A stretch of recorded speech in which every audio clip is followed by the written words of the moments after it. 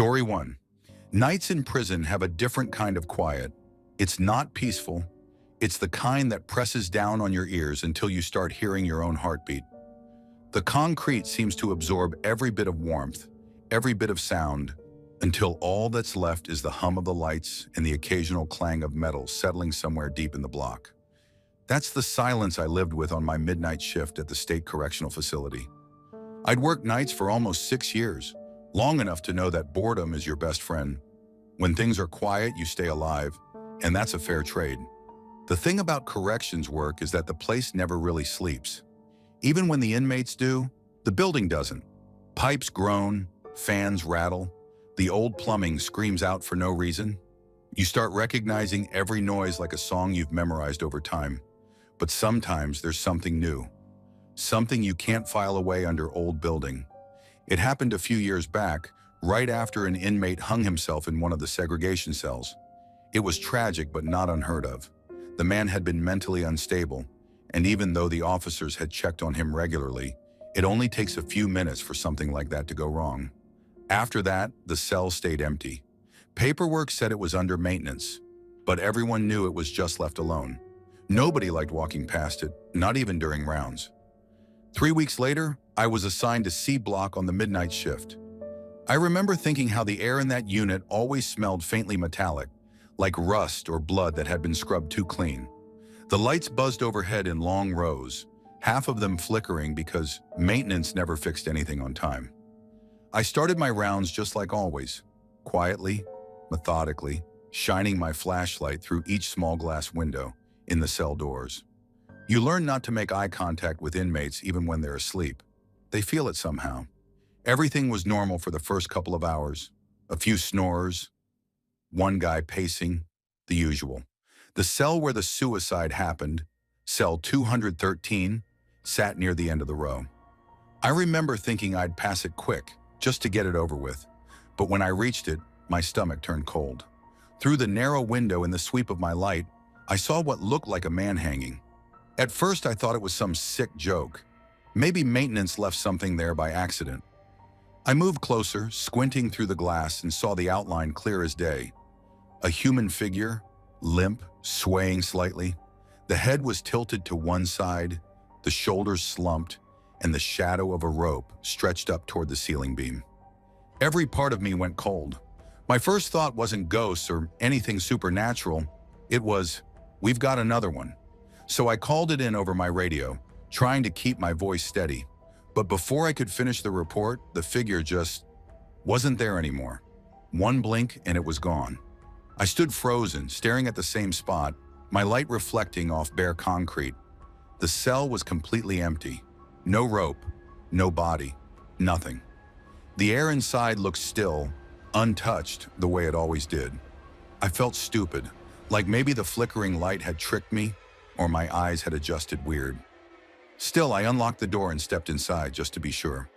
The temperature in there was different, colder, like walking into a room where someone had just opened a freezer.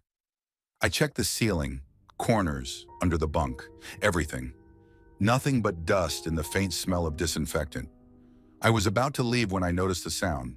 It was faint, like something rubbing against metal, a creak that came and went, the kind of sound rope makes when it twists. It lasted maybe 5 seconds, then stopped. The silence that followed was worse. I backed out and shut the door hard enough to make it echo down the block. I told myself it was old pipes or an air vent vibrating loose, but I couldn't shake how it had sounded so deliberate, like movement, not machinery. When I got back to the guard station, my coworker looked at me and asked if I was all right. He said I looked pale, and I brushed it off, telling him the lights were acting up again. I didn't mention what I saw. You don't talk about things like that on the job. Once the rumor starts that you're seeing things, you're done. I went back out for the next round, determined to prove to myself that I'd imagined it. The prison runs on routine. If you break it, the place eats you alive. So I walked the same path, same order, same rhythm of steps. Everything was the same until I reached 213 again. The moment I turned the corner, I felt it. The cold hit before I even got close. My flashlight beam shook just slightly, and I told myself to hold it steady. When I looked through the window again, The cell was dark, darker than it should have been, like the light from the hall refused to go inside. And then, for half a second, I thought I saw the shape again, only this time not hanging, but standing in the corner. I blinked and it was gone. That time I didn't open the door. I just logged the cell as secured and kept walking. My hands wouldn't stop sweating, and every time I turned another corner, I felt like something was just a few steps behind me. No footsteps, just presence. The kind of thing you can't see but can feel pressing on your back. For the rest of the night, I kept my eyes on the surveillance monitors whenever I could. Nothing ever appeared on the cameras. They all worked fine except the one pointing toward 213. That one flickered black every few minutes. I told myself a lot of things over the next few weeks.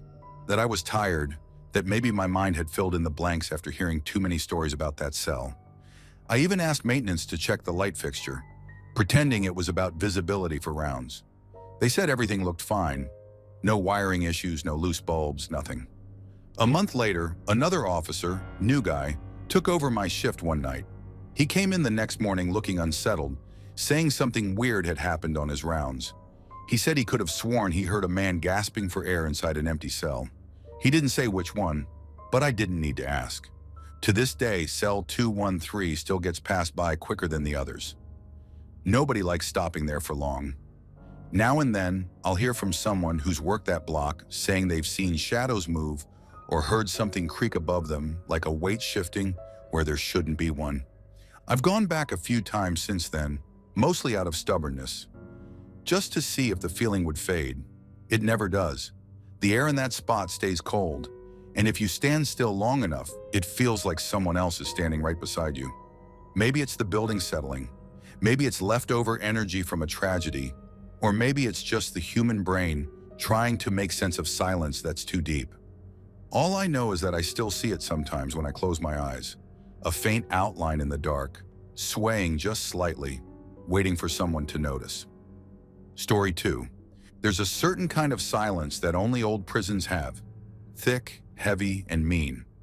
It doesn't just fill the air, it presses down on you, like the walls themselves remember every scream and won't let go of the sound. That's what it felt like every time I walked the old tunnel that ran beneath C Block. It used to connect the segregation wing to the old intake area before renovations sealed most of it off. By the time I started working there, it was only used when someone needed to be escorted during maintenance or during those rare late-night transfers. Nobody liked that tunnel. I didn't either, but back then, I was still new enough not to say no to an assignment. I'd worked the night shift at that state correctional facility for 5 years, and routine had a way of dulling your instincts. The clang of gates, the hum of the fluorescents, the faint echo of distant voices, it all became background noise. But that tunnel was different. Every sound carried too far and came back wrong, as if the place didn't just echo, it mimicked. The shift that changed things started around 11:30 p.m. I'd been asked to escort a maintenance tech down through the tunnel to check one of the old drain valves. It wasn't a long walk, maybe 100 yards, but it twisted just enough to block out the light from both ends. The overhead bulbs flickered like dying fireflies, and half of them hadn't worked in decades. You could see the rust creeping down the walls like veins. We started our walk, me leading the way with my flashlight, the tech trailing behind with his tool bag. The air was damp and cold, carrying that metallic smell of old water and mold. Each step sounded louder than it should have. There was no breeze down there, but somehow, every so often, you'd feel a faint current of air against your neck, like the place exhaled. At first, it was uneventful, just the usual low hum of pipes and the occasional drip of condensation hitting the floor. Then about halfway through, I heard something faint behind us. Soft, rhythmic, like someone jogging at a distance. It was light at first, almost easy to ignore, but within seconds it grew louder, echoing hard off the concrete walls. I turned around sharply, my flashlight cutting through the tunnel behind us. Nothing, just a stretch of dim light and darkness. The tech stopped moving. I remember the way he froze, head tilted like he was trying to pick apart the sound too. The footsteps stopped right when I turned. I thought maybe it was sound bouncing from another corridor, but there was no other corridor. That tunnel was isolated, sealed at both ends by steel doors that only we had keys to. We stood there for a moment, waiting.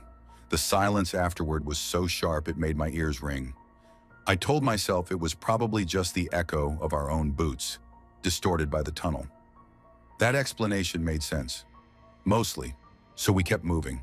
Both of us quiet now, every step feeling heavier. By the time we reached the valve chamber, I could feel sweat on my back, even though the air was freezing.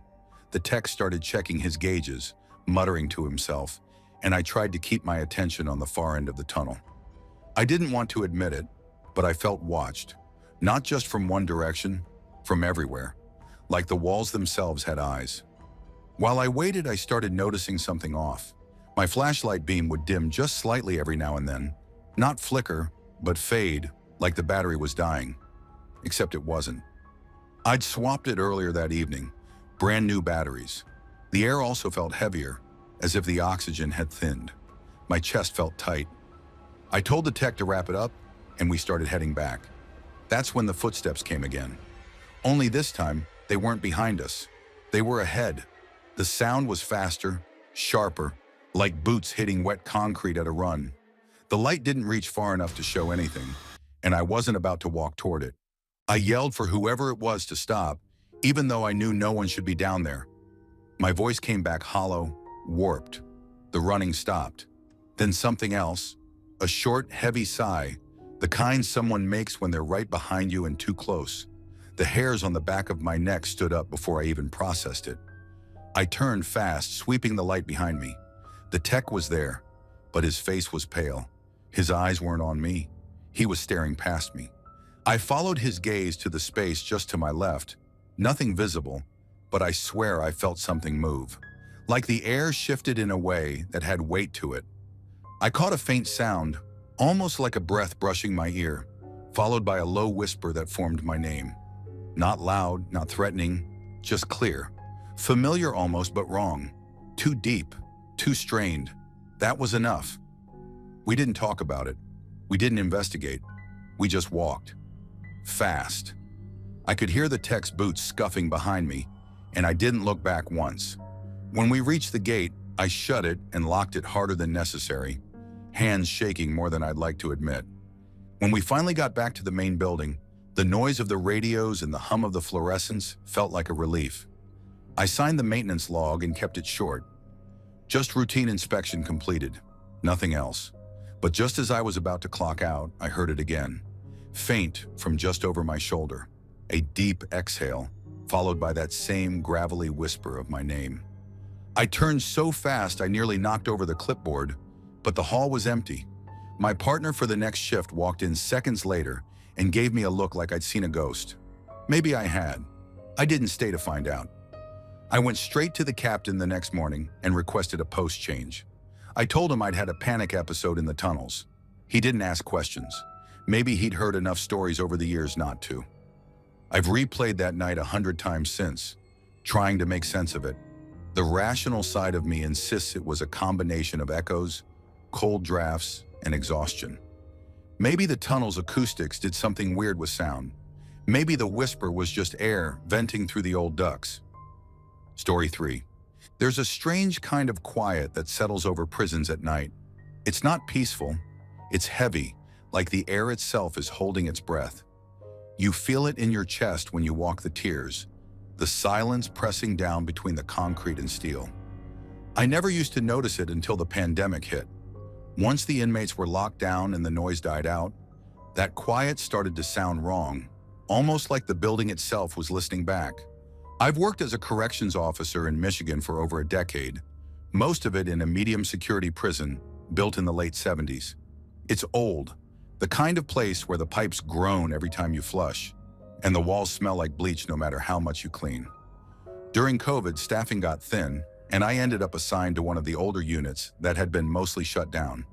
We were using it temporarily to separate positive cases from the general population. The rest of the wing, half of it anyway, had been condemned years before because of water damage and black mold. They sealed the hallway with a metal fire door, chained and locked. No one was supposed to be on that side. That night I was covering a shift alone on the second floor. Just me, the radios, and a few inmates sleeping in isolation cells. The fluorescent lights hummed overhead, flickering every so often. I was doing my usual rounds, scanning each door, checking temperature logs, the usual routine. It was boring work, the kind that makes you too aware of time. Every tick of the clock felt loud enough to echo. Sometime around 2 a.m., I started hearing a sound. It wasn't loud at first, just a dull thud, like someone tapping a door with their fist. I thought maybe one of the inmates was acting up, but all the cells were locked and quiet. I waited, thinking it might stop, but then it came again, harder this time. A deep metallic bang that rattled through the floor.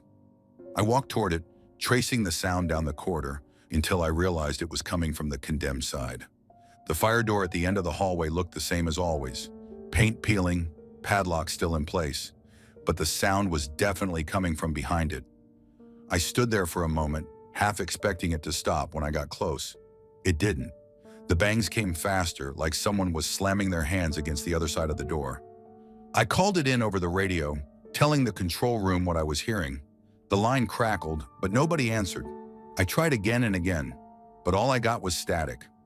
I thought maybe the metal walls were blocking the signal. It happens sometimes in that unit. Still, it didn't help the feeling crawling up the back of my neck. The air around the door felt colder. It wasn't just a draft, it was sharp, like stepping into a freezer. My skin prickled and my hair stood up. I shined my flashlight through the small wired glass window in the door, but all I could see was darkness. Thick, pitch black, like the beam couldn't push through it. I remember holding the light steady for a few seconds longer than I needed to, just trying to see something. Then I heard a scrape, like metal dragging on concrete, faint but close. It stopped as soon as I stepped back. I told myself there was a logical reason. Maybe air pressure shifting between sealed rooms, maybe rats, maybe the door itself expanding from temperature changes. Buildings that old make sounds, especially with no one maintaining them. But I couldn't explain the cold, or the way the hairs on my arms stayed standing, even after I stepped back down the hall. For the rest of the shift, I kept hearing small noises. Not bangs anymore, but softer sounds like movement, footsteps maybe, pacing slowly behind that wall. Each time I'd glance up, expecting someone to come out, but the door stayed closed. I must have checked it half a dozen times before sunrise, trying to convince myself it was just my imagination. The next day, I told one of the senior officers about it. He laughed it off, said everyone hears things in that old unit. But then he told me something I didn't know, that the condemned section used to be a segregation wing back in the 80s. According to him, one of the inmates had been left alone for a week during a lockdown. They sealed the area not long after, claiming it was because of water leaks, but everyone knew it wasn't just that. That was years ago. Still, every time I got assigned to that post, I'd feel uneasy walking past that door. I'd tell myself it was just an old story passed down to mess with rookies.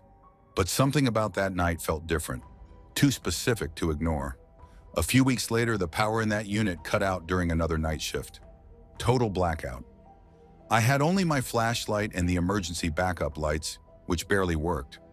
As I made my way to check the circuit room, I passed by that same fire door again. The temperature dropped immediately. I could see my breath.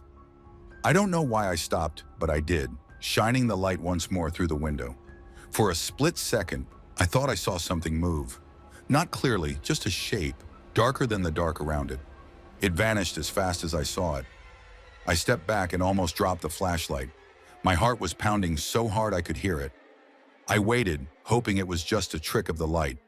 But then the banging came again. Not distant this time. Closer, harder, shaking the frame of the door like someone was trapped behind it. The rational part of me broke for a second. I ran, straight down the hall, through the control booth and out to the yard. I must have looked insane standing out there with my flashlight, trying to catch my breath in the cold air. When I finally got control back, I went inside, made sure all the isolation cells were still secure. Every one of them was locked tight. No one could have moved without me knowing. I didn't tell anyone about the second night. What would I say? That the dead were knocking? That I'd felt cold where no vent existed? They'd just laugh again. Maybe I would have laughed too, if it hadn't been for what happened during my last shift in that unit. Maintenance finally came through to inspect the condemned section. They cut the lock, opened the door, and stepped inside. I was standing behind them, holding the light. The air that came out was freezing, even though it was mid-July. The men went in, checking the old cells and plumbing lines. Everything was exactly as expected: collapsed ceiling tiles, cracked floors, rusted bars. But as they moved toward the back, one of them called me over.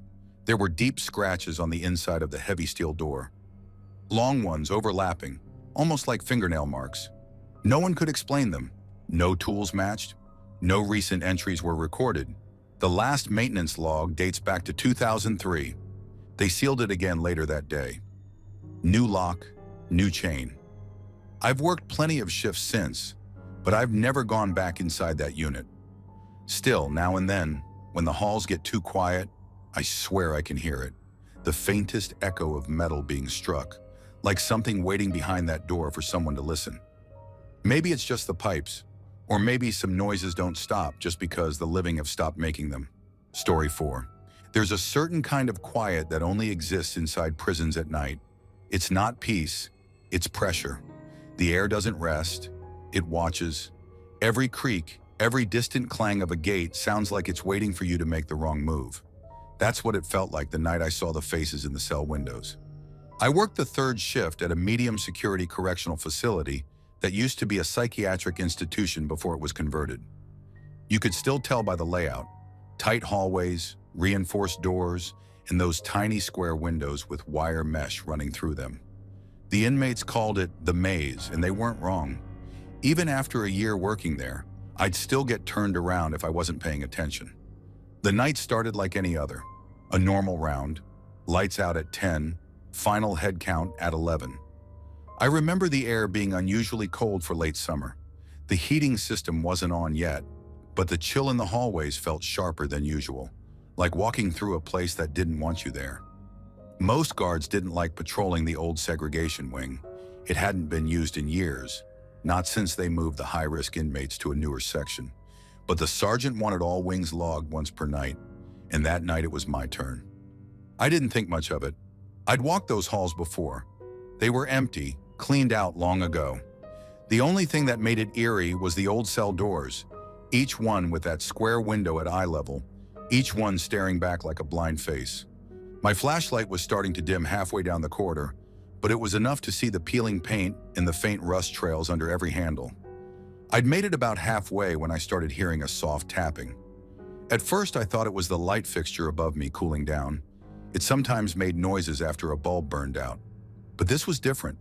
It came from further down, steady, like knuckles rapping lightly against glass. I froze, trying to pinpoint where it came from. Every door looked the same, but the sound was definitely from one of the old isolation cells at the end of the hall. I took a few cautious steps forward. The tapping stopped. I stood still for a few seconds, shining my light back and forth. Nothing moved. No shadows, no signs of life. I told myself it was probably a rodent or the metal shifting in the cold air. Old buildings do that. They breathe in strange ways. But when I turned to finish the round, the sound started again, only louder. Not tapping this time, but a slow, dragging scrape, like fingernails on the inside of a window. My stomach dropped. I walked toward the noise even though everything in me screamed not to. The beam of my flashlight cut across the cell doors one by one until it hit the last one on the right, cell 217. The door was sealed. No lights, no movement. But behind the small square of reinforced glass, there was a face. It was so quick I almost missed it. Just a pale, distorted outline pressed against the window. Then it was gone. I blinked, convinced my mind had made it up. But when I stepped closer, there it was again. Cheekbones, a faint outline of eyes and the suggestion of a mouth. Not a reflection, not my own. It was looking right at me from the dark side of the glass. I stood there frozen for several seconds, flashlight trembling in my hand. The rational part of my brain scrambled for explanations.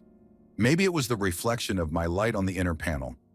Maybe condensation formed weird shapes. Maybe my eyes were playing tricks. But then it moved, slowly as if it leaned closer, until the features were clearer. Sunken eyes, thin lips, skin so pale it almost glowed against the darkness behind it. I took a step back, nearly tripping over my own boots. The cell was supposed to be empty. All of them were. I radioed the control room, told them I might have seen movement in the old segregation wing. They asked if I was sure because no inmates were assigned there, and the last check showed all doors locked. I said I was sure, though my voice must have betrayed how shaken I was. They sent another officer to meet me halfway down the corridor. I kept my eyes on that door the whole time. The face didn't move again. It just stayed there, faintly visible through the dirty glass. When my partner arrived, I told him what I saw. He gave me that look, the kind people give when they think you've been staring into the dark too long. We both shone our flashlights through the window, but the face was gone. Nothing but an empty cell with a layer of dust thick enough to write on. We opened the door to check. The air that came out was freezing, like walking into a refrigerator. There were no footprints, no sign anyone had been inside. Just an old bed frame bolted to the floor and a cracked sink. We logged it as a false alarm, but even the other guard admitted the temperature felt off. That should have been the end of it. I tried to brush it off, tell myself it was the light-catching residue on the glass, maybe my own reflection distorted by the mesh. But the next night, I had the same round. And when I reached that same stretch of hallway, I felt it again. That prickling sense that I wasn't alone. This time I moved faster, not stopping until I was past cell 217. My flashlight swept across the door window for barely a second, and that was enough. The face was there again, but it wasn't the same. The features looked different. Longer nose, sharper chin, same hollow stare. I didn't stop to look twice. I turned and left the wing, pretending I hadn't seen anything. I never mentioned it again to anyone at the facility, but over the months that followed, stories started circulating. Other night guards said they saw something in the unused block too. Faces in windows, shadows moving between cells. One guy swore he saw someone standing behind him in a locked room when he checked the monitor footage. Another said he heard someone breathing right next to him in the dark. The strange part is, when the prison first opened, a few of the older staff used to joke that the place was haunted by its past. They meant it literally. The building had housed inmates who never made it out alive. Executions, suicides, murders, and solitary confinement. Records showed at least a dozen deaths in that wing alone before it was sealed off. Still, I can't say what I saw was anything supernatural. I've replayed it in my head countless times, trying to rationalize it. Maybe the wire mesh distorted the light into something that looked like a face. Maybe moisture or dirt caught the reflection in just the right way. That's what I tell myself when I think about it too long. But there's something that always sticks with me. Something small, but hard to shake. The morning after that second sighting, I went to the segregation wing in daylight. The cell door looked normal, just like all the others. But when I leaned close to inspect the glass, I noticed faint smudges, like handprints on the inside. They were old, blurred by time, but some streaks looked like someone had dragged their fingers downward from where a face might have pressed. No one had been in that cell in over 10 years. Maybe the building just remembers what it used to hold. Maybe the walls still echo with faces that once looked out, waiting for someone to notice them again. Or maybe some things don't leave, even when the doors are locked for good. All I know is I stopped taking the night rounds after that. And whenever I pass that wing now, even in daylight, I swear the glass seems darker on that one cell door, like it's still holding on to the shape of something that shouldn't be there. Story 5. Some nights feel like they stretch wider than the walls can hold. You start to think the darkness is alive, pressing in from every corner, listening. That's how the night shift at the prison usually felt. Long, heavy, and full of silence that didn't belong. I worked there for nearly 6 years, and if you asked me to describe what it was like at 3 a.m. inside those concrete corridors, I'd say it felt like standing underwater, with your own heartbeat echoing too loud. The place itself was old, one of those century-old state facilities that kept being temporarily used even after new prisons were built. Paint flaked off the walls, plumbing groaned like an old man clearing his throat, and every door slammed like it meant it. We called the older wing the pit. It hadn't held inmates in years. Most of the cells there were gutted out or used for storage. But every once in a while, night staff were sent down there to double-check alarms, make sure no one had broken in, or confirm no inmate had slipped through the wrong door. That night, I was the unlucky one. The sergeant on duty asked me to walk the lower wing because one of the motion sensors had triggered twice in less than an hour. He said it was probably a rat or bad wiring, but protocol was protocol. I took the keys, flashlight, and radio and started down the hallway. The pit was colder than the rest of the prison. You could feel it the moment you stepped through the steel gate, like crossing into a different building entirely. The lights flickered weakly overhead, and half of them buzzed like angry insects. My boots echoed so loud against the floor that I started walking softer just to hear anything else. I checked the first row of cells, empty like always, just metal bunks, peeling paint, and the smell of rust. The deeper I went, the heavier the air got. It wasn't just cold anymore. It was dense, like breathing through wet cloth. When I reached the third cell block, my radio crackled softly. I tried to call it in, but all I got was static. Not unusual, since reception in that part of the prison was terrible. I decided to finish the round quickly. That's when I heard something that didn't belong. A voice. It wasn't clear at first, more like a low mutter, the way someone talks from another room. I stopped walking. The sound was coming from further down, near the old solitary cells. Every instinct told me no one should be there. That part of the wing was sealed except for the maintenance door. Still, I called out, asking if someone was down there. My voice echoed, came back twice, then died. No reply. I tried again, louder, nothing. I took a few steps closer. The air was freezing by then, cold enough that I could see my breath. My flashlight caught the edges of the solitary door at the far end. It was slightly open. That didn't make sense. Those doors were supposed to stay bolted. The voice came again, only this time it was clearer. It sounded like someone whispering right beside my ear, though no one was there. 2 words, slow, dragging, almost calm. It said there was no inmate. That froze me. I didn't understand what it meant.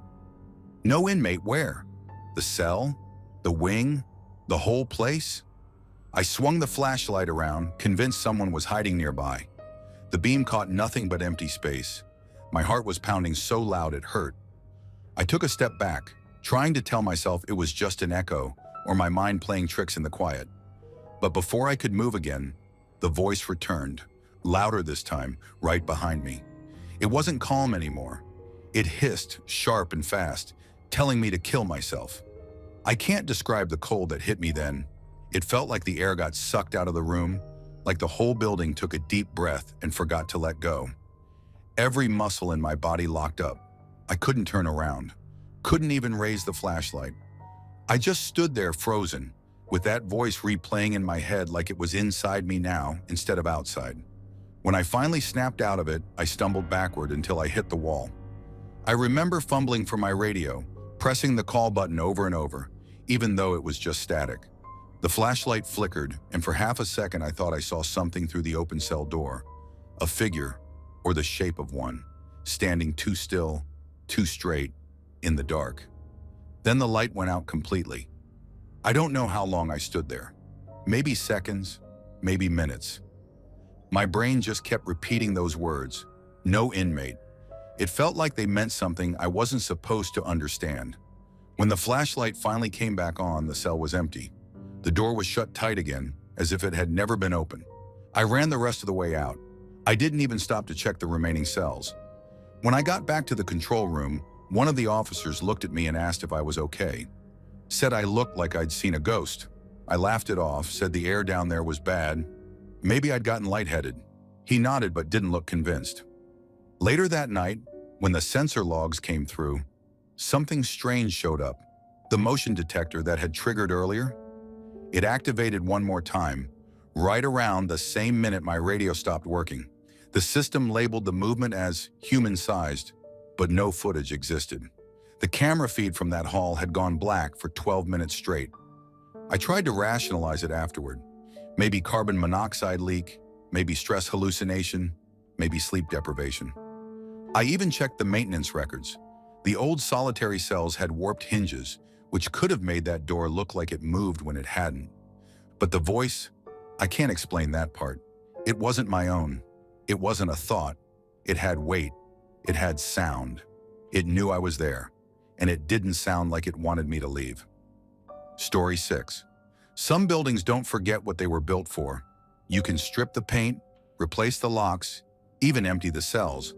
But the walls remember. They hold on to every sound, every shout, every last breath that ever echoed through them. That's what I came to believe after my time at Hensley Correctional. I'd been a corrections officer for almost 10 years when they assigned me to Echo Block. It wasn't the official name, it was D-Wing on the logbooks, but every guard called it that. The nickname stuck because of the way sound bounced down the corridor. You could drop a pen at one end and hear it roll at the other. Most of the inmates in that section had been transferred out or released years ago, so it was mostly used for storage and overflow when the main units got too crowded. Nights there were dead quiet, too quiet really. I was working the overnight shift that week, 12 hours alone with nothing but the hum of the emergency lights and the slow tick of the clock in the control booth. The routine was simple: make rounds every hour, check the cells, log any maintenance issues, and keep the peace if anything went wrong. But that block was different. It didn't need people to make noise. The building did it on its own. It started small, random creaks and clanks that any old building would make. The heating system was ancient. The pipes knocked when the temperature dropped, and doors sometimes shifted from drafts. That's what I told myself anyway. But around the third night, things started happening that didn't fit those explanations. During one of my rounds, I heard a faint metallic click from the far end of the hall. It sounded like one of the cell doors sliding against its frame. At first, I thought it was just a loose latch. I walked down, shined my flashlight into each cell. They were all empty, just old bunks, a few cobwebs and shadows. When I turned to head back, I heard the click again. This time it was behind me. I spun around, light sweeping across the block. The air felt heavier somehow. I checked every door, rattling each one to make sure it was locked. All of them were. I didn't log it. I didn't want to be that guy, the one writing about ghosts in an official report. But it kept happening. The next night, I was sitting in the booth when the first slam came. It wasn't subtle.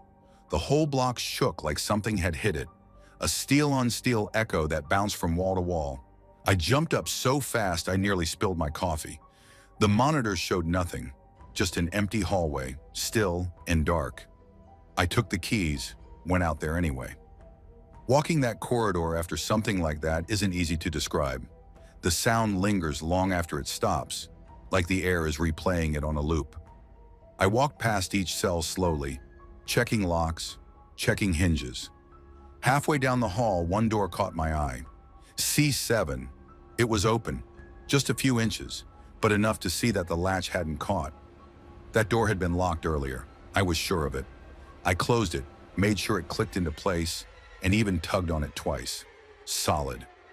I turned to leave, and before I could take 3 steps, it slammed behind me. Hard. The kind of slam that makes your bones rattle. I stood there staring at it, flashlight trembling slightly in my hand. My first thought was that maybe air pressure did it. The block had heavy doors. Closing one could make another swing shut. I went back, opened a few nearby doors, tested the airflow. Nothing moved. Not even a whisper of draft. By the end of the week, I was convinced I was psyching myself out. You spend too long in silence, your brain starts filling it with noise. So I volunteered for one more night shift in the block, thinking I'd prove to myself it was all mechanical. That night was colder than the rest. The lights buzzed faintly, and the whole place smelled faintly of rust.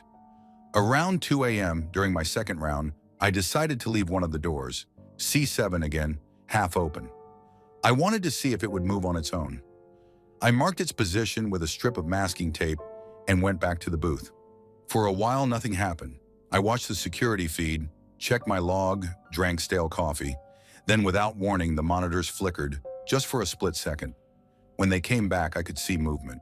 Not a person, but the door I'd left open was now shut. I stared at the timestamp, 2:41 a.m. I got up, went straight down the hall. The door was locked tight. The strip of tape I'd placed on the hinge side was gone, completely peeled off. I searched around the floor for it, but couldn't find it anywhere. That's when I heard the next slam. Not from behind me this time, but 2 cells down, C9, then another, C11. It was like something was moving through the block, door by door, closing them one after the other. I couldn't see anything, but I could feel the vibration in the floor each time one hit. I stood frozen until it stopped. Then, nothing. Just stillness again. I backed away slowly, eyes fixed on the far end of the corridor. There was no wind, no power surge, no reason any of those doors should have moved. But they had. I didn't tell anyone what I saw. Not that night, not afterward. It sounded too much like the stories that float around prisons after dark. The kind of stories guards tell to mess with new recruits. Still, after that, I couldn't shake the sense that something in that block didn't like being disturbed. Maybe it was just old steel settling. Maybe I imagined half of it. Or maybe in a place where so many men spent years locked away, the doors learned to close themselves long after everyone else had gone home. Either way, I never volunteered for Echo Block again. Story 7. Some buildings hold temperature like memories. Warm in some corners, bone-deep cold in others, like they never forgot the people who once filled them. That's how it felt working nights at the penitentiary. The walls sweated in summer, and in winter they exhaled frost.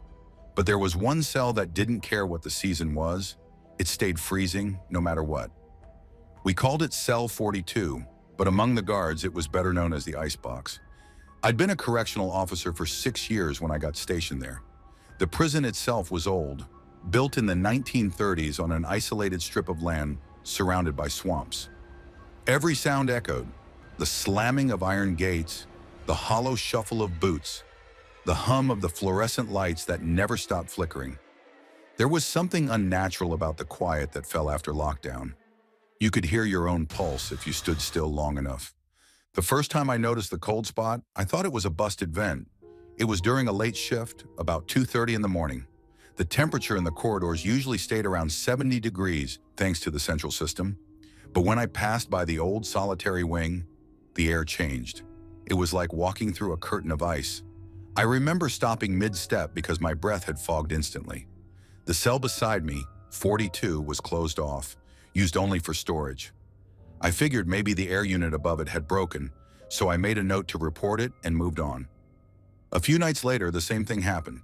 I was walking the same route, same hour, and again, when I reached that section, the temperature dropped hard enough to make my fingers ache. I checked the thermostat on the wall. It read 69. But inside that one cell, the air was so cold it stung my skin. I aimed my flashlight inside, expecting to see maybe a pipe leak or condensation.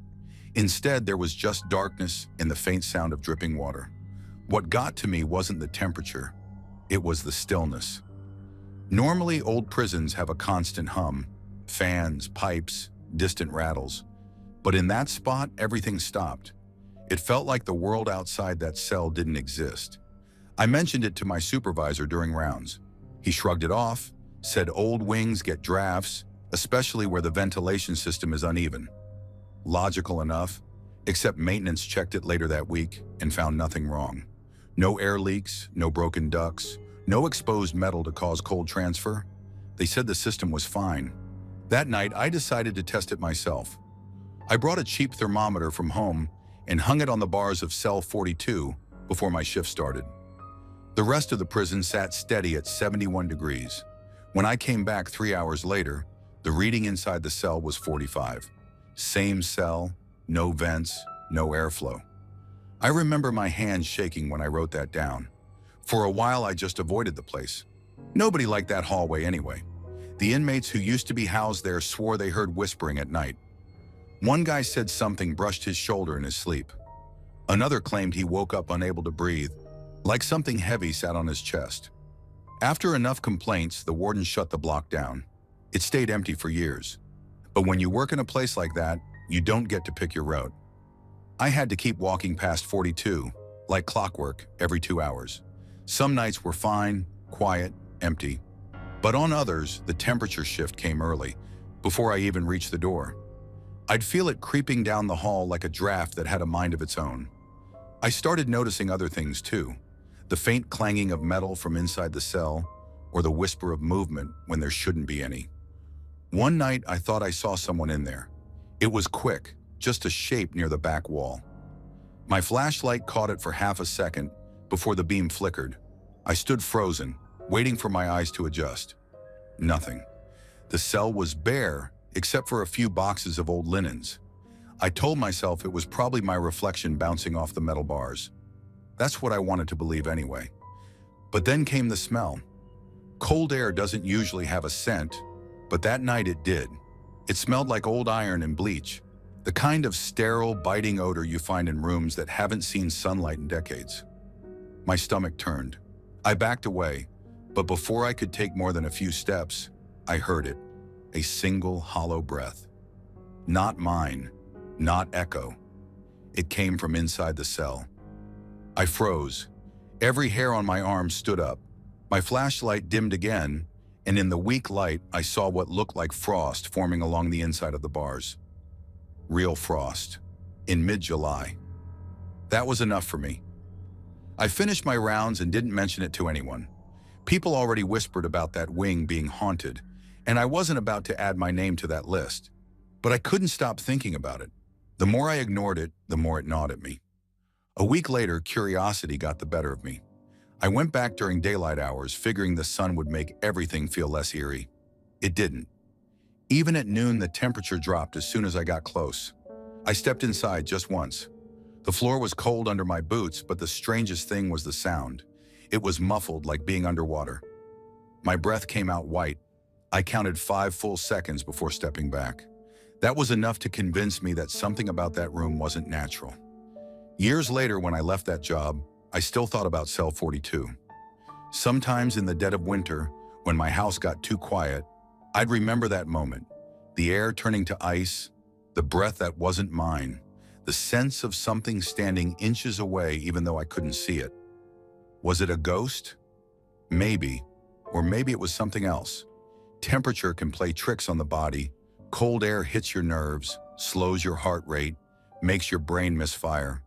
Maybe the frost was condensation. Maybe the breath was wind through the pipes. But every time I tell myself that, I remember the feeling in my bones that night. The kind of cold that doesn't fade, even after you step away. Some rooms, I think, just never forget who they held. Story 8. Some buildings have a pulse you can feel if you stand still long enough. Joliet Prison was one of those. I thought I'd seen it all. Fights, riots, smuggling, people breaking down under pressure. But nothing prepared me for that night. The West Wing was mostly empty by the time I arrived. They had been moving inmates out for renovations, leaving blocks of cells deserted. The air smelled different in the abandoned sections, like old dust and mildew mixed with faint traces of something metallic. I told myself it was the limestone walls, cold and gray, giving off some weird chemical smell, but there was something else, something heavier. The shift started normally. I was doing a routine walkthrough, checking the locks, doors, and cameras. The hallway lights flickered occasionally, which I blamed on old wiring. The deeper I went into the West Wing, the colder it got. Not a gradual chill, but a sudden drop that made my breath fog and my fingers stiffen. I kept telling myself it was just the HVAC system, being old and unreliable. My boots echoed too loudly on the stone floors, bouncing down long corridors that stretched farther than I expected. Every corner I turned seemed darker than it should have been, and the shadows moved in ways that didn't match my flashlight beam. The first weird thing happened near cell block C. I noticed the lock on one of the doors had already clicked shut behind me, though I was sure I had left it open. Then I heard it. Footsteps, light at first, like someone was pacing. I froze, convinced a new officer had arrived without telling me. But the sounds didn't match mine. They were uneven, hesitant, almost like someone was trying not to be heard. I checked every doorway, every cell, but no one was there. The corridor was empty, and the sound stopped just as suddenly as it had started. I brushed it off as an old building settling. Joliet was over a century old after all. Limestone walls shift, pipes creak, floors settle. That's what I told myself. But then I reached the laundry area, one of the oldest parts of the prison, and noticed that the radios and my flashlight started cutting out. Static flickers. The battery in my phone, which had been fully charged, suddenly dropped to 0. I even tried the wall outlet. Nothing worked.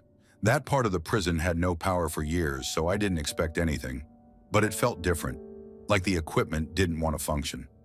By the time I reached the far end of the wing, the sounds became harder to ignore. Murmurs at first, almost like whispers bouncing off the walls. I couldn't make out words, just tones, low and overlapping. I slowed down, scanning every shadow. The limestone walls seemed to hum faintly, carrying the sound in a way that didn't feel natural. My heart was racing. I had been on night shifts before, alone, in all kinds of creepy situations, but this felt different, heavier, personal. I kept walking, telling myself that old buildings make noises, that the wind or drafts can carry sound in strange ways. But the moment I turned the corner toward cell block D, I felt it, a presence. I can't describe it logically, only that it made the hair on my arms stand straight up. The air grew heavier, my stomach knotted. It was like someone else was in the hall with me, right at the edge of my perception, but invisible. I shined my flashlight slowly along the walls. That's when I saw it, a figure standing at the end of the corridor, almost perfectly still.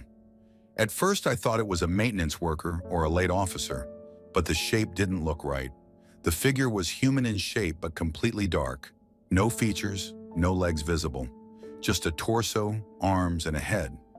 I tried to adjust my flashlight, but the figure didn't reflect light. It wasn't moving, but I felt like it was watching me, following my every step. The hair on my neck stood on end. I told myself it was a trick of the eyes, a shadow caught at an angle. I stepped forward, and the figure seemed to lean slightly, almost as if acknowledging me. Then the whispers returned, louder this time, overlapping and echoing. They weren't words, just tones that made the skin crawl. I could feel my pulse in my throat. I told myself it had to be a prank, that my imagination was running wild. I'd been working long hours, maybe I was just stressed, but then my flashlight flickered and went out entirely. Total darkness. And in that darkness I felt it. The figure closer now, the air charged, my skin prickling.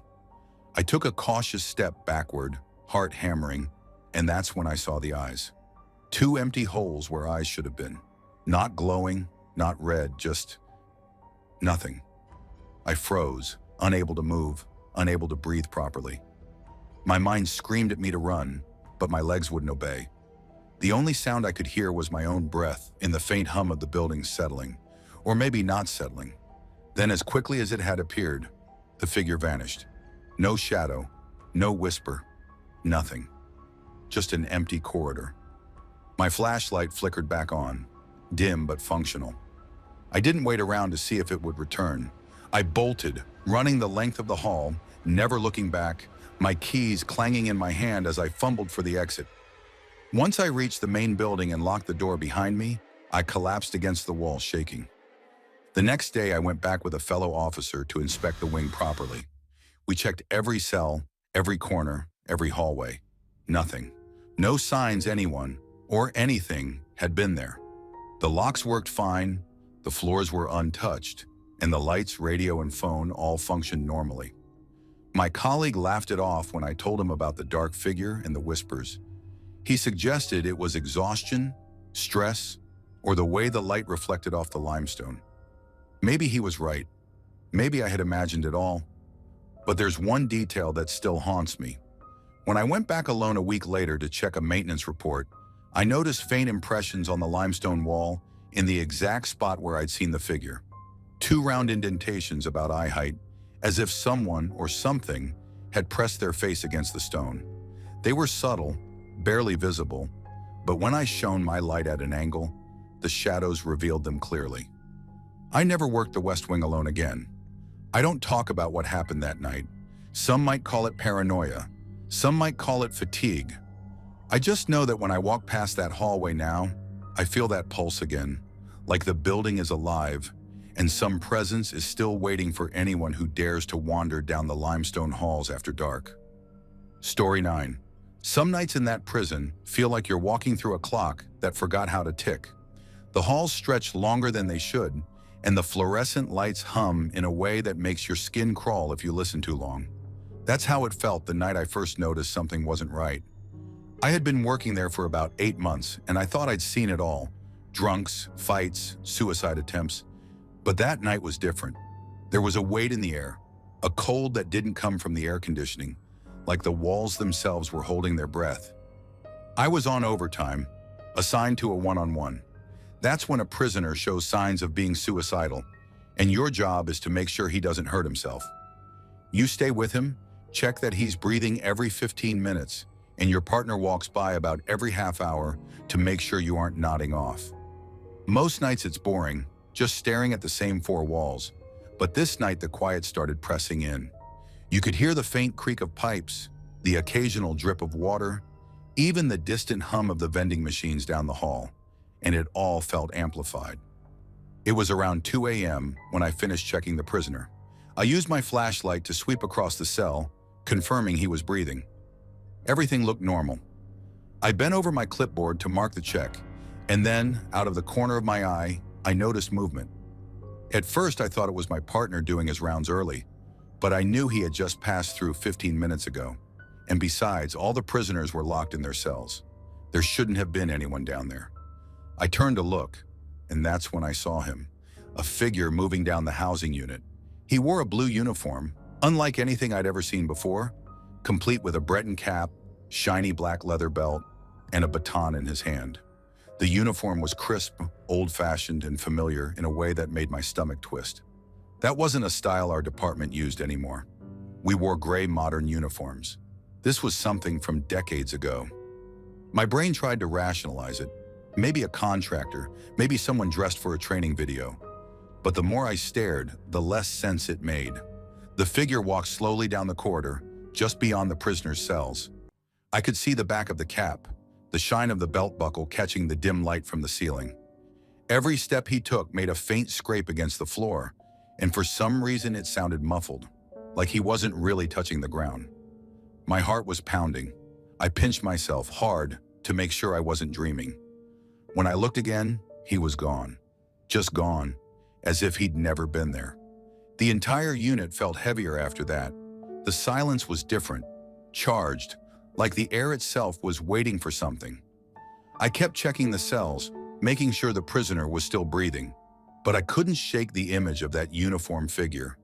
Every shadow looked like him. Every flicker of the fluorescent lights made me flinch. My partner came by a few minutes later and asked how things were. I told him everything was fine, but my voice sounded flat, even to me. I didn't mention the man in blue. Who would believe it? For the rest of the night, I noticed more strange things, doors that I was certain had been locked slightly ajar, footsteps echoing in hallways where no one should have been, the hum of the lights fluctuating, just enough to make the shadows dance in impossible ways. The prisoner remained calm, breathing steadily, but I couldn't stop scanning the corridor, expecting that figure to appear again. My flashlight became an extension of my own nerves. I moved it slowly, sweeping the walls, the floors, the ceilings, and every time I thought I caught a glimpse of him, he was gone. I tried to tell myself it was stress, a combination of sleep deprivation, the monotony of the one-on-one, and the way the fluorescent lights flickered. Maybe my brain was filling in the blanks. But then came the unmistakable sound of a baton tapping lightly against the floor, coming from the far end of the unit. Slow, deliberate, marching in rhythm with nothing alive there. My pulse quickened, and I could feel the sweat on the back of my neck. I kept telling myself to rationalize it, to find a scientific explanation, but every instinct screamed that something was wrong. I froze, holding my flashlight steady. The tapping stopped suddenly, and in that pause, the hallway seemed to stretch longer, like the walls themselves were leaning in. Then I saw it, or rather, I felt it. A presence. Not moving, not alive, just standing there watching. The hair on my arms stood on end. My eyes darted back and forth, trying to locate the source. And there it was again, in the corner of the hall. A shape, blue in the dim light. The outline of a man with a cap and belt, but no features. Just a form, static, almost like a shadow that hadn't caught up with the real world yet. I shook my head, slapped my face, and when I looked back, nothing was there. The hallway was empty. The tapping had stopped. The air felt lighter, almost normal, but the image stayed in my mind. I finished my shift, marking every check on the clipboard, but I couldn't stop looking over my shoulder. Every time I turned a corner, I half expected him to be there, silently walking the unit in his old uniform. The next day I tried to rationalize it. Maybe a retired guard had wandered in. Maybe the old security camera footage hadn't caught someone. But there was no evidence of anyone else being in the unit that night. Every door was locked. The prisoner was fine. No one reported hearing or seeing anything. And yet I couldn't forget that uniform, that presence, that impossible figure walking down the hall. Story 10. Some nights at the prison feel like the air is holding its breath. You start noticing things you wouldn't in daylight. The hum of old wiring, the way fluorescent bulbs flicker like they're tired of staying awake, and the faint smell of metal that never really leaves your nose. The place had its rhythms, and once you'd worked there long enough, you could tell when something wasn't fitting the pattern. That night I was covering the medical hallway after dinner, watching the line of inmates shuffle through to pick up their meds. It was a quiet post, dull but necessary. The hall connected the main rotunda to one of the bigger housing blocks, right next to the segregation unit. That part of the prison always felt different. Even with the heavy doors closed, the air seemed thicker near seg. Maybe it was just the layout, the long, narrow corridor, concrete on both sides. But you could feel how sound moved differently there, like it wanted to stick around longer than it should. Once the medline wound down and the inmates cleared out, I leaned against the wall and just listened to the quiet. The hum from the overhead lights was steady, and for a while everything seemed normal. Then faintly I heard it, a kind of muffled chatter, like a radio left on somewhere far away. At first I thought it was my own radio, but when I lifted it to my ear it was silent. Still, the sound kept coming. It wasn't clear speech, just low voices overlapping, almost like static forming words that couldn't quite make it out. I walked the length of the hall trying to track where it was coming from. Each step made the sound shift, softer in some spots, sharper in others, until I realized it was louder near the segregation door. That made no sense. There was no radio in there, and the inmates were all locked down for the night. The only thing on that wall was the old intercom box, one of those outdated speaker units they used to use for communication before everything got digitized. It hadn't been used in years, maybe decades. When I got closer, I could hear the voices clearly coming through it. Not loud, but constant, just enough to recognize that it wasn't static. I remember thinking maybe someone in the control room had accidentally patched a channel through, but the thing didn't even have power. The indicator light was off. I leaned in, watching it closely, and that's when the goosebumps hit, because the intercom wasn't even plugged in. The cord dangled loose beneath it, the plug resting against the wall, dust caked around the outlet. I remember giving it a light tug, half expecting it to fall apart in my hand, but it was still solidly attached to the box. There was no battery compartment, no wiring running behind it, just a metal faceplate, 2 old dials, and that loose cord. And yet, it kept making sound. The low, muffled talking didn't stop once. It didn't even fluctuate. Just the same rhythm of voices, steady, as if whoever or whatever was on the other side didn't care that nobody was listening. I stood there for a while, not sure what to do. I'd seen broken equipment before. Speakers could hum or click if they still had residual charge. But this wasn't that. It was too deliberate. Every few seconds I thought I could hear a pause, like someone was taking a breath between words. The longer I stayed, the heavier the air around me felt. There was a chill creeping up from the floor, cold enough to feel through my boots. It's strange what fear does to your mind. You start trying to find explanations just to stop yourself from thinking about the one that doesn't make sense. I thought maybe the sound was leaking from a nearby radio in another unit, or that some wire somewhere was still live and transmitting interference. I even checked the ceiling panels, thinking maybe maintenance had rerouted something without telling us. Nothing. The building was silent except for that one intercom that shouldn't have been working. The strangest part was how it felt personal. Like the sound wasn't just filling the space, it was directed outward, toward me. Every time I leaned in, the chatter seemed to shift pitch slightly, not louder, but sharper, almost like it was adjusting to my presence. It wasn't words anymore. It was just sound, a pattern, a rhythm that didn't belong to machines. At some point, I noticed something else, the faintest vibration in the air, right against my cheek, like standing near a running generator. But there was nothing. No machinery, no air vent, no moving air at all. The hallway was dead still, except for that whispering static. I remember stepping back, my flashlight beam sliding along the wall, and for a second, the sound stopped. Completely. Dead silence. That was almost worse than the noise. The sudden emptiness felt alive in its own way, like the sound had been holding something back, and now it was gone. I waited frozen for what felt like minutes. Then from the far end of the hallway, back near the rotunda, I heard what sounded like a single radio click. Not static, just that quick, mechanical pop. I turned, light shaking in my hand, and saw nothing. When I looked back at the intercom, it had started again. The voices were quieter now, but faster, like a fast-forwarded tape.